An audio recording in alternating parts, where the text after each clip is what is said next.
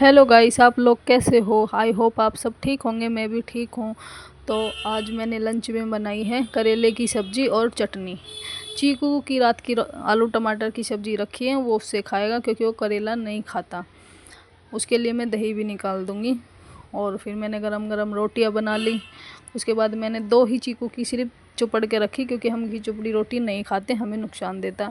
चीकू के लिए मैंने दही निकाल दी थी क्योंकि वो चीनी डाल के खाता है, उसको बहुत पसंद है दही खाना। उसके बाद मैंने अपने लिए छाछ बना ली थी काला नमक डाल के। चीकू स्कूल से आ चुका था इतने और अपनी क्रिएटिविटी दिखा रहा था क्योंकि इसी ने ही बना के फ्रिज पे चिपका रखा। चीकू से मैं पूछ रही थी कि पढ़ाई कैसी रही स्कूल में। आज बोल रहा था मम्मा अच्छी हुई है। उसके बाद मैंने खाना इनका लगा दिया था। चीकू नहा के भी आ गया था, बोल रहा था मम्मा खाना दे दो हमें। फिर मैंने चीकू के डैडी को खाना दिया और चीकू को दिया। चीकू बोल रहा था मम्मा मेरा तो ला दो प्लीज़। फिर मैं चीकू के लिए खाना गाल के ले आई और बोला मैंने कि चलो खा लो। ये दोनों बाप बेटा मस्ती कर रहे थे मेरे साथ। मैंने बोला खाना खा के बताओ कैसा बना है, करेले की सब्ज़ी कैसी बनी है। बाहर बहुत बारिश हो रही थी जो रुकने का नाम नहीं ले रही थी, रात से पड़ रही थी ये बारिश। मैं तो फिर सो गई। सो कर उठने के बाद मैं फिर तैयार हो गई ट्यूशन जाने के लिए।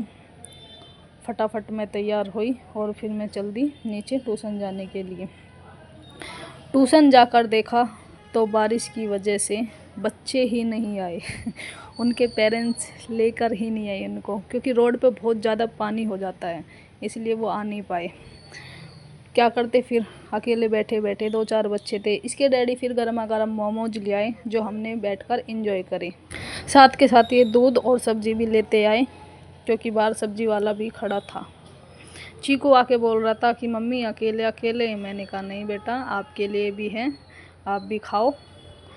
सब्ज़ी लाए थे और दूध लाए थे तो मैं चीकू को दिखा रही थी। मेरा तो हो गया, अब चीकू के है, ये चीकू खाएगा। मैं ट्यूशन के आने के बाद मैंने कपड़े चेंज करे क्योंकि गर्मी बहुत लग रही थी बारिश होने के बाद भी।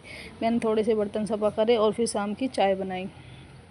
चाय बनाने के बाद मेरे ये जो सब्ज़ी थी ये बारिश की वजह से भीगी पड़ी थी, मैंने ये एक बर्तन में कर ली कि इनका पानी सूख जाएगा, जब बनेगी तब बनेगी ये। अब तो मैं फ़िलहाल इनको रख ही देती हूँ, धो के तो फिर भी बनाएंगे इनको, तो इसलिए मैंने डाल के साइड में रख दी।